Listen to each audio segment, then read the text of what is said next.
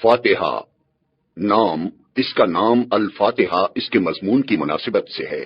فاتحہ اس چیز کو کہتے ہیں جس سے کسی مضمون یا کتاب یا کسی شے کا افتتاح ہو۔ دوسرے الفاظ میں یوں سمجھیے کہ یہ نام دیباچہ اور آغاز کلام کا اہم معنی ہے۔ زمانہ نزول، یہ نبوت محمدی کے بالکل ابتدائی زمانے کی صورت ہے، بلکہ معتبر روایات سے معلوم ہوتا ہے کہ سب سے پہلی مکمل صورت جو محمد صلی اللہ علیہ وسلم پر نازل ہوئی وہ یہی ہے۔ اس سے پہلے صرف متفرق آیات نازل ہوئی تھیں جو سورہ علق، سورہ مزمل اور سورہ مدثر وغیرہ میں شامل ہیں۔ مضمون، دراصل یہ سورہ ایک دعا ہے جو خدا نے ہر اس انسان کو سکھائی ہے جو اس کی کتاب کا مطالعہ شروع کر رہا ہو۔ کتاب کی ابتدا میں اس کو رکھنے کا مطلب یہ ہے کہ اگر تم واقعی اس کتاب سے فائدہ اٹھانا چاہتے ہو تو پہلے خداوند عالم سے یہ دعا کرو۔ انسان فطرتاً دعا اسی چیز کی کیا کرتا ہے جس کی طلب اور خواہش اس کے دل میں ہوتی ہے، اور اسی صورت میں کرتا ہے جبکہ اسے یہ احساس ہو کہ اس کی مطلوب چیز اس ہستی کے اختیار میں ہے جس سے وہ دعا کر رہا ہے۔ بس قرآن کی ابتدا میں اس دعا کی تعلیم دے کر گویا انسان کو یہ تلقین کی گئی ہے کہ وہ اس کتاب کو راہ راست کی جستجو کے لیے پڑھے، طالب حق کی سی ذہنیت لے کر پڑھے اور یہ جان لے کہ علم کا سرچشمہ خداوند عالم ہے، اس لیے اسی سے رہنمائی کی درخواست کر کے پڑھنے کا آغاز کرے۔ اس مضمون کو سمجھ لینے کے بعد یہ بات خود واضح ہو جاتی ہے کہ قرآن اور سورہ فاتحہ کے درمیان حقیقی تعلق کتاب اور اس کے مقدمے کا سا نہیں بلکہ دعا اور جواب دعا کا سا ہے۔ سورہ فاتحہ ایک دعا ہے بندے کی جانب سے اور قرآن اس کا جواب ہے خدا کی جانب سے۔ بندہ دعا کرتا ہے کہ اے پروردگار میری رہنمائی کر، جواب میں پروردگار پورا قرآن اس کے سامنے رکھ دیتا ہے کہ یہ ہے وہ ہدایت اور رہنمائی جس کی درخواست تو نے مجھ سے کی ہے۔ بسم اللہ الرحمن الرحیم، اللہ کے نام سے جو رحمان اور رحیم ہے۔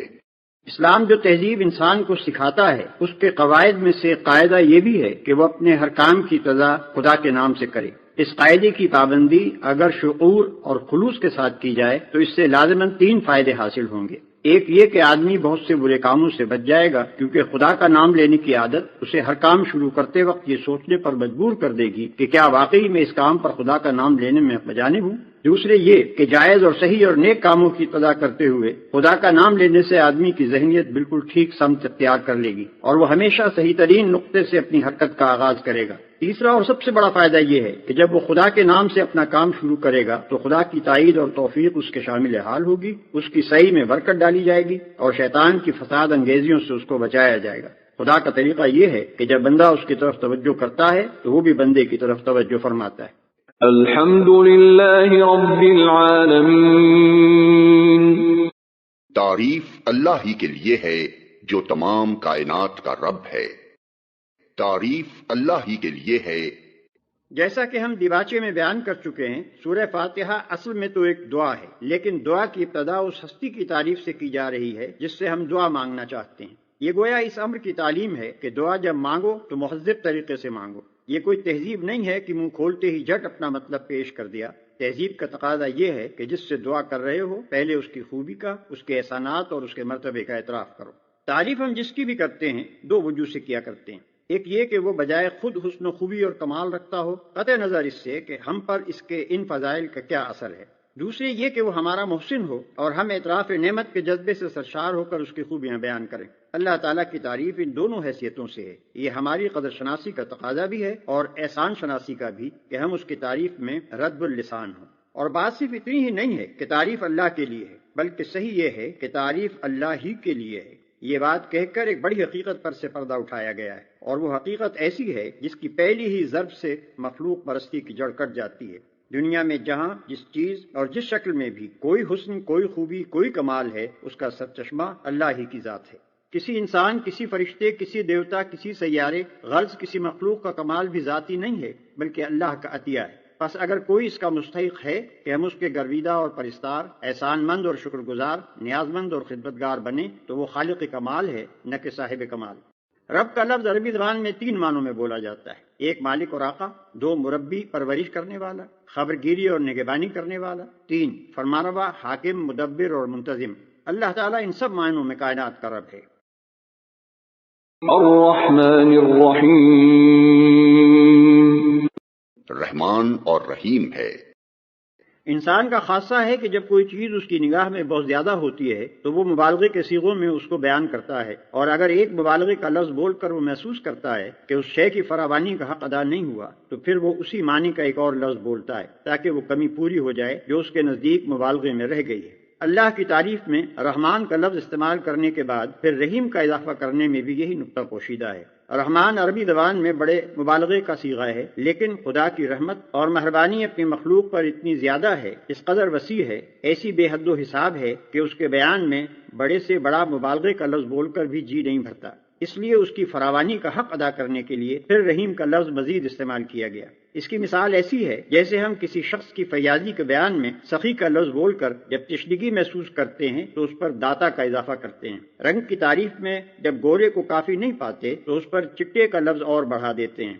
درازی قد کے ذکر میں جب لمبا کہنے سے تسلی نہیں ہوتی تو اس کے بعد تڑنگا بھی کہتے ہیں۔ مالک یوم الدین، روز جزا کا مالک ہے، یعنی اس دن کا مالک جبکہ تمام اگلی پچھلی نسلوں کو جمع کر کے ان کے کارنامۂ زندگی کا حساب لیا جائے گا اور ہر انسان کو اس کے عمل کا پورا صلہ یا بدلہ مل جائے گا۔ اللہ کی تعریف میں رحمان اور رحیم کہنے کے بعد مالک روز جزا کہنے سے یہ بات نکلتی ہے کہ وہ نرا مہربان ہی نہیں ہے بلکہ منصف بھی ہے، اور منصف بھی ایسا با اختیار منصف کہ آخری فیصلے کے روز وہی پورے اقتدار کا مالک ہوگا، نہ اس کی سزا میں کوئی مزاحم ہو سکے گا اور نہ جزا میں مانے۔ لہذا ہم اس کی ربوبیت اور رحمت کی بنا پر اس سے محبت ہی نہیں کرتے بلکہ اس کے انصاف کی بنا پر اس سے ڈرتے بھی ہیں، اور یہ احساس بھی رکھتے ہیں کہ ہمارے انجام کی بھلائی اور برائی بالکل یا اسی کے اختیار میں ہے۔ ایاک نعبد و ایاک نستعین، ہم تیری ہی عبادت کرتے ہیں اور تجھی سے مدد مانگتے ہیں۔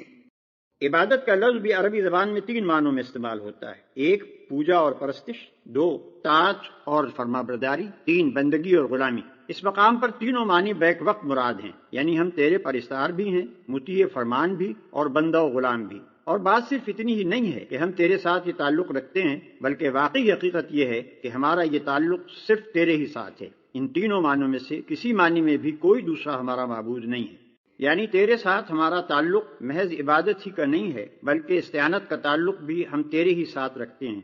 ہمیں معلوم ہے کہ ساری کائنات کا رب تو ہی ہے اور ساری طاقتیں تیرے ہی ہاتھ میں ہیں اور ساری نعمتوں کا تو ہی اکیلا مالک ہے، اس لیے ہم اپنی حاجتوں کی طلب میں تیری طرف ہی رجوع کرتے ہیں، تیرے ہی آگے ہمارا ہاتھ پھیلتا ہے اور تیری مدد ہی پر ہمارا اعتماد ہے۔ اسی بنا پر ہم اپنی یہ درخواست لے کر تیری خدمت میں حاضر ہو رہے ہیں۔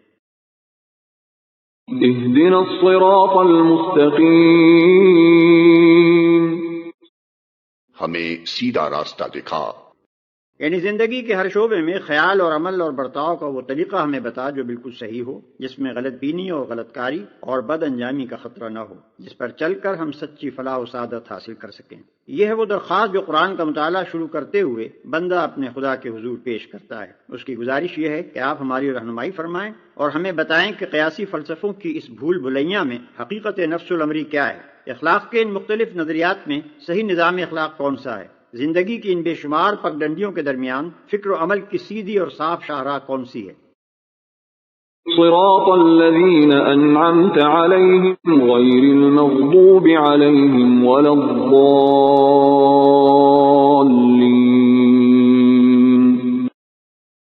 ان لوگوں کا راستہ جن پر تو نے انعام فرمایا، جو معدوب نہیں ہوئے، جو بھٹکے ہوئے نہیں ہیں۔ یہ اس سیدھے راستے کی تعریف ہے جس کا علم ہم اللہ تعالیٰ سے مانگ رہے ہیں، یعنی وہ راستہ جس پر ہمیشہ سے تیرے منظور نظر لوگ چلتے رہے ہیں، وہ بے خطا راستہ کہ قدیم ترین زمانے سے آج تک جو شخص اور جو گروہ بھی اس راہ پر چلا وہ تیرے انعامات کا مستحق ہوا اور تیری نعمتوں سے مالا مال ہو کر رہا۔ یعنی انعام پانے والوں سے ہماری مراد وہ لوگ نہیں ہیں جو بظاہر عارضی طور پر تیری دنیاوی نعمتوں سے سرفراز تو ہوتے ہیں مگر دراصل وہ تیرے غضب کے مستحق ہوا کرتے ہیں اور اپنی فلاح و سعادت کی راہ گم کیے ہوئے ہوتے ہیں۔ اس سلبی تشریح سے یہ بات خود کھل جاتی ہے کہ انعام سے ہماری مراد حقیقی اور پائیدار انعامات ہیں جو راست روی اور خدا کی خوشنودی کے نتیجے میں ملا کرتے ہیں، نہ کہ وہ عارضی اور نمائشی انعامات جو پہلے بھی فرعونوں اور نمرودوں اور قارونوں کو ملتے رہے ہیں اور آج بھی ہماری آنکھوں کے سامنے بڑے بڑے ظالموں اور بدکاروں اور گمراہوں کو ملے ہوئے ہیں۔ Like, share and subscribe for more videos.